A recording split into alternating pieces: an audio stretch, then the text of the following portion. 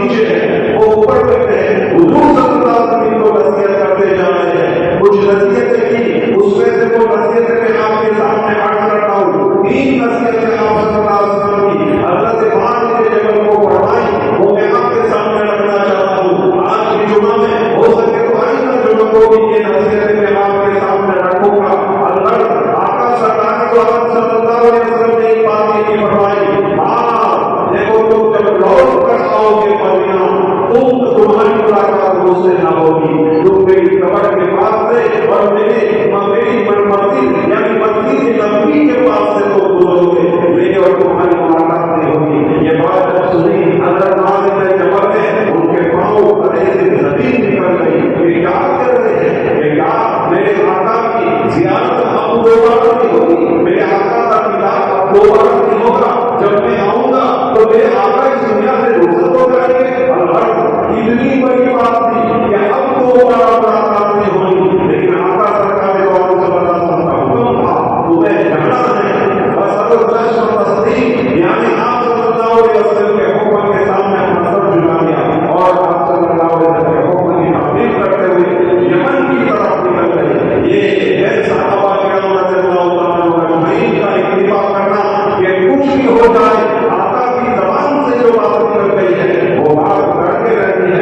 जमीन और आसमान तरफ हो जाए, जमीन और आसमान अपना नक्शा तब्दील करते हुए चाहे कुछ भी हो जाए, जमीन ऊंच नीच हो जाए, ऊपर नीचे हो जाए, लेकिन मेरे नबी की ज़बान से जो बात निकलती है वो करके रहती है, वो करके रही है। सहाबा किराम रज़ियल्लाहु ताला को यूं और ऐसे ही उनको कामयाबी नहीं मिल गई, ऐसे ही अल्लाह ताला ने उनकी सोच के मर्तबे नहीं की, ऐसे ही उनको रज़ियल्लाहु अन्हु नहीं था, ऐसे उनको रज़ियल्लाहु अन्हु जैसे ही नहीं था। इतने बड़े बड़े मर्तबे दिए और इनकी कामयाबी दुनिया में भी अल्लाह ताला ने दुनिया में उनकी आवाज की, आखिरत की आवाज की, ऐसी आवाज नहीं हो गई। आका सरकार ने सल्लल्लाहु अलैहि वसल्लम के हुक्म पर अमल किया, तकलीफें उठाई, कुछ भी हो गए, जहां कहीं नबी सल्लल्लाहु अलैहि वसल्लम और अल्लाह ताला के हुक्म को मानकर चले तो अल्लाह ताला ने दुनिया की आवाज कर दी और आखिरत की आवाज कर दी। अलबत्ता इसके बाद में यही मालूम हुई हुजूर अकरम सल्लल्लाहु अलैहि वसल्लम के समझ से कि हज़रत मां ऊपर करते हैं, आका सरकार को चलते चलते उनको रोशन फरमा रहे हैं। एक हदीस से हमें एक हदीस मालूम हुई, एक सुन्नत मालूम हुई कि हमारे घर कोई मेहमान आए तो उस मेहमान को हमें रोशन करना चाहिए, कम से कम इतना तो चलकर जाना चाहिए कि उसकी गाड़ी जहाँ तक हुए वहां तक जाए और उसको रोशन करके फिर वापस आए। एक सुन्नत हमें ये मालूम हुई हुजूर अकरम सल्लल्लाहु अलैहि वसल्लम के अमल से। एक दूसरा अमल ये मालूम हुआ, दूसरी सुन्नत ये मालूम हुई कि अपने छोटों की हिम्मत अफजाई करनी चाहिए, अपने छोटों की हिम्मत अफजाई करनी चाहिए। आका सरकार सल्लल्लाहु अलैहि वसल्लम इतने बड़े नबी है और हज़रत मुआज़ इब्न जबल के सहाबी है, उनके मुरीद है, उनके शागिर्द है, तो अगर आका सरकार सल्लल्लाहु अलैहि वसल्लम फिर भी उसकी हिम्मत अफजाई करवाई। मालूम हुआ जिसके अंदर कोई टैलेंट हो, जिसके अंदर कोई महारत हो, उसको उस महारत को उजागर करने के लिए और उसकी हिम्मत अफजाई करने के लिए हमें कोई ऐसा अमल करना चाहिए जिससे हमारे छोटों के अंदर हिम्मत पैदा हो, हमारे छोटों के अंदर ताकत पैदा हो, हमारे छोटों के अंदर एक उत्साह पैदा हो और उनके अंदर एक जज्बा पैदा हो। हमें ऐसे अमल करने चाहिए। ये आका सरकार ने सल्लल्लाहु अलैहि वसल्लम की सुन्नत का एक हिस्सा है। और तीसरी बात हमें ये मालूम हुई कि आका सरकार सल्लल्लाहु अलैहि वसल्लम जब कोई रूठ जाता था तो उसको नसीहत करते थे, तो हमारे छोटों को हमें नसीहत करनी चाहिए। जब वो कहीं जा रहे हो, लॉन्ग सफर पर हो, छोटे सफर पर हो, तो हमें चाहिए कि हम उनको कुछ नसीहत करें।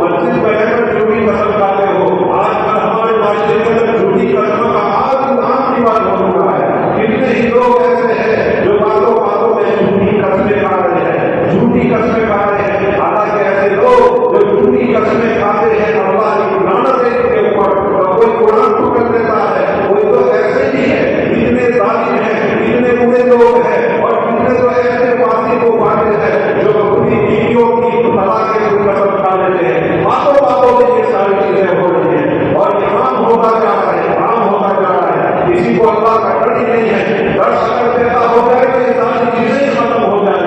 आदमी कहता है कि मस्जिद में बैठे हो झूठी कसम खाते हो, तो क्या मस्जिद के बाहर मस्जिद नहीं है? मस्जिद के बाहर के सारी जमीन अल्लाह के नबी सल्लल्लाहु अलैहि वसल्लम ने फरमाया कि सुन्नत के लिए अल्लाह ताला ने पूरी जमीन को, पूरी दुनिया को अल्लाह ताला ने मस्जिद बना दिया है। सिर्फ ये मस्जिद नहीं, ये पूरी दुनिया मस्जिद है। तो पूरी दुनिया मस्जिद है तो हमें चाहिए कि इसको मस्जिद समझकर हमें कोई गुनाह नहीं करना चाहिए।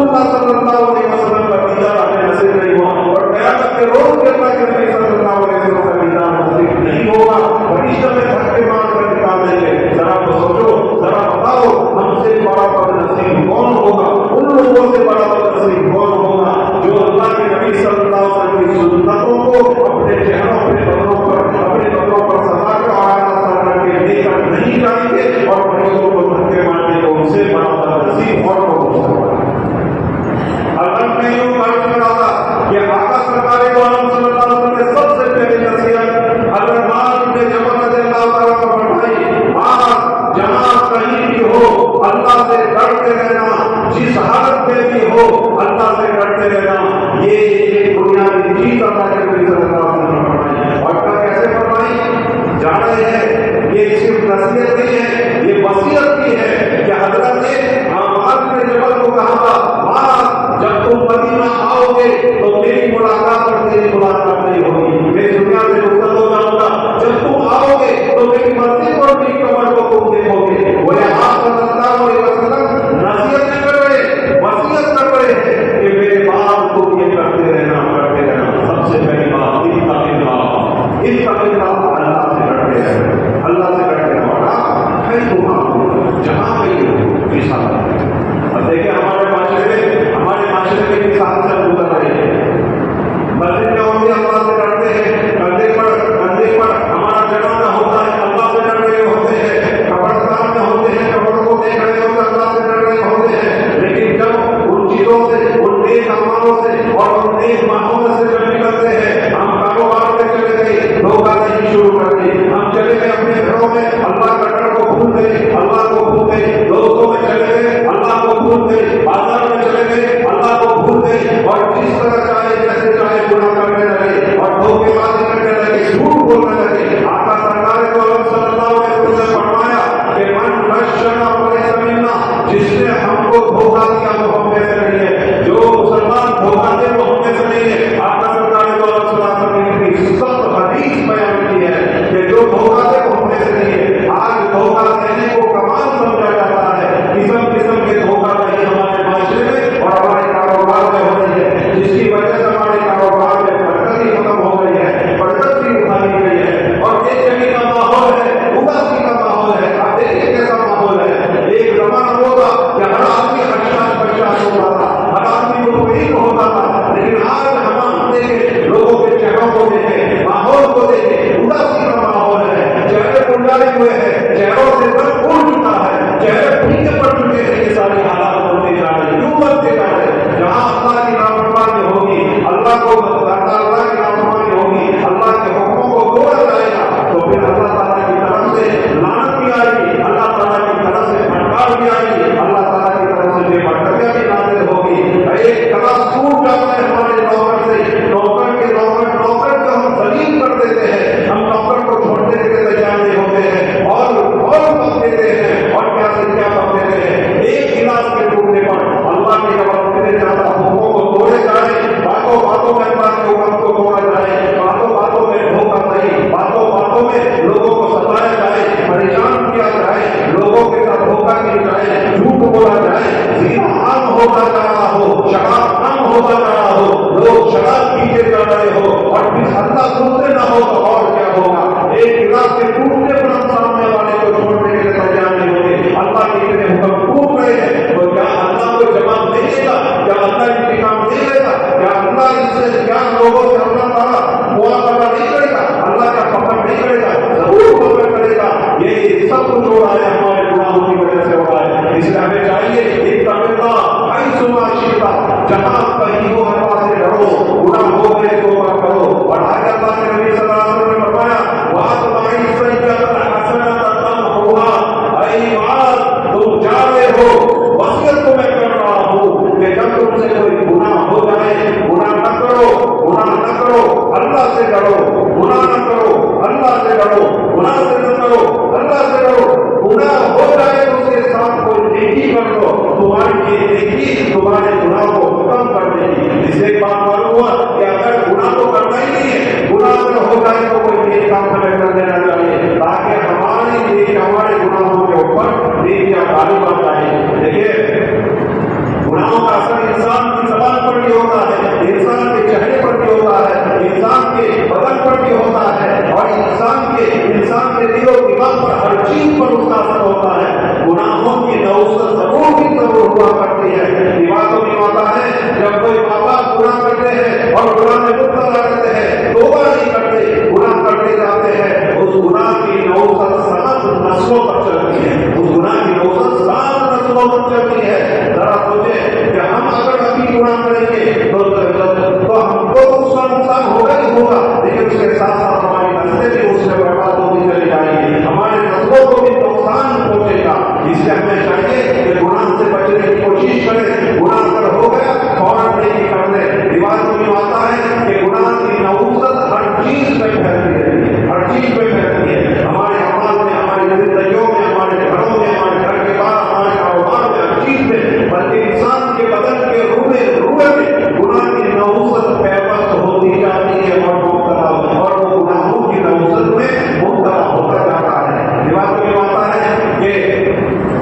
जब हज़रत आदम अलैहिस्सलाम दुनिया में तशरीफ लाए तो हर जगह हरियाली थी और तन फलों से भरे हुए थे। अमन व अमान का दौर हो रहा था, वक्त पर बारिशें गिरती थी, वक्त पर दल्ला निकलता था और कोई बकरी पर या कोई गाय पर, कोई भेड़ पर, कोई भेड़िया या कोई शेर हमला नहीं करता था। अमन व अमान का माहौल था, हर एक के अंदर मोहब्बत थी और अल्लाह ताला ने बड़ा इतनी दे रखी थी कि हर आदमी फल उतार कर खा लेता था, जहां कहीं जाए हरियाली हरियाली हरियाली हरियाली। लेकिन जब काबिल ने हाबिल को कत्ल किया, उसके बाद इस गुनाह की नौसत दुनिया में फैली, उस दुनिया के अंदर गुनाह की नौसत आम होने लगी, यहाँ तक के बंजर इलाके होने लगे, पूरे मैदान बनते गए और सारे के सारे तरफ खुश हो गए और ये फल फ्रूट सब खत्म होने लगे कि अब तुम पका कर खाना, तुम मेहनत करके निकालना, हम तुम्हें नहीं देंगे, तुम मेहनत करोगे तो देंगे। पहले वैसे ही मेहनत के बगैर अल्लाह ताला देता था, लेकिन एक गुनाह वजूद में आया, उस गुनाह की नहुसत वजूद में आई, उस गुनाह की नहुसत की वजह से अल्लाह ताला ने पूरे जंगलात को और पूरे पाकात को अल्लाह ताला ने रेगिस्तान बना दिया। ये पूरी दुनिया में जो रेगिस्तान है वो उस गुनाह की नहुसत की वजह से है, जो काबिल ने हाबिल को कत्ल करके किया। मालूम हुआ कि गुनाह की नहुसत हमारे हर अमल पर, हमारे हर शौबे में पड़ती है। इसलिए हमें चाहिए कि हमें गुनाह से बचने की कोशिश करना चाहिए। एक तीसरी बात अल्लाह के नबी सल्लल्लाहु अलैहि वसल्लम ने तीसरी नसीहत हज़रत इमाम इब्न जबल को फरमाई, पहली नसीहत इत्तक़िल्लाह कैसो मा शि'ता, ऐ मां जहां कहीं हो, जिस हालत में हो, अल्लाह से डरते रहना। वाक़ भाई सैयदल हसनत तमहुहा, ऐ मां जब तुमसे कोई गुनाह हो जाए और कोई नेकी कर लेना, उसके बाद कोई नेकी कर लेना, ये तुम्हारी नेकी तुम्हारे गुनाहों को मिटा देगी। तीसरी बात फरमाई आला सरकार दो आलम सल्लल्लाहु अलैहि वसल्लम ने, वक़ालिन नास बिक़ुलूबिन हसन, क्या अल्लाह के साथ लोगों से पेश आना, अच्छा अल्लाह के साथ लोगों से पेश आना। ये तीसरी नसीहत आला सरकार दो आलम सल्लल्लाहु अलैहि वसल्लम की जो है, ये हमारे बहुत बड़े पहली आपसे फरमा दिया। इन तीन नसीहतों पर और तीन इरशादों पर अगर मुसलमान अमल कर ले तो सीधा जन्नत में जाने वाला बनेगा और गारंटी है वो सीधा जन्नत में जाएगा। ये तकवा इख्तियार कर ले, लेकिन ये अगर कोई गुनाह हो, गुनाह तो करेंगे, अगर गुनाह हो जाए तो फौरन उसके ऊपर नेकियां कर ले, नेकियों की वजह से गुनाह मिट जाएंगे, तौबा करने का गुनाह मिट जाएंगे और उसके साथ साथ लोगों के साथ इसकी बहुत कमी हमारे माशरे में, इसकी बहुत कमी है। लोगों के साथ हमारे व्यवहार, लोगों के साथ हमारे एक दूसरे के साथ हमारे मामला कैसे बनते जा रहे हैं, हम जानते हैं, किसी को कुछ बताने की जरूरत नहीं। बहुत खतरनाक हमारा माहौल बनता जा रहा है, बहुत खतरनाक माहौल बनता जा रहा है। किस्म के गुनाह हमारे माशरे में जन्म ले रहे हैं। हर शख्स अल्लाह से बेगाना होता जा रहा है, नबी सल्लल्लाहु अलैहि वसल्लम की सुन्नतों की जनाज़ निकाल रहा है और ऐसे हालात बनते जा रहे हैं कि अगर हमने इसकी फिक्र नहीं की तो हमारी तालीम कैसे होगी अल्लाह को मालूम है। फरमान वाला फिर इस उम्मत का और फिर इस माशरे का, फिर हमारी इस बिरादरी का अल्लाह ही जाने है। अगर हमने मेहनत नहीं की, कोशिश नहीं की, मेहनत करने वाले अल्हम्दुलिल्लाह मेहनत करते हैं, हमारे दावत और तबलीग के साथ ही हमारे उलमाए किराम बड़ी मेहनतें कर रहे हैं, लेकिन इन मेहनतों के साथ साथ हम सबको जुड़ने की जरूरत है और इनके जो बताए जो और तरीक है उन पर हमें अमल करने की बहुत जरूरत है। वरना आगे हालात बड़े खतरनाक है। मैं आपको डरा नहीं रहा हूँ, मैं आपको बेदार कर रहा हूँ, मेरी बात सुने, मैं आपको डरा नहीं रहा हूँ। मुसलमान कभी किसी से नहीं डरता, मुसलमान डरता है तो सिर्फ अल्लाह से डरता है, अल्लाह के सिवा किसी से नहीं डरता। मैं आपको बेदार करना चाहता हूँ, आगे हालात अच्छे नहीं है, हमें अगर अच्छे हालात बनाने हैं तो हमें पावरफुल करना पड़ेगा। दीन के एतबार से, दुनिया के एतबार से, कलम के एतबार से, कानून के एतबार से आज का सबसे बड़ा जिहाद कलम है, सबसे बड़ा जिहाद कलम है। कानून को जानना है वगैरह वगैरह, और इसके बारे में बहुत सारी बातें हैं, लेकिन मैं आपके सामने इतना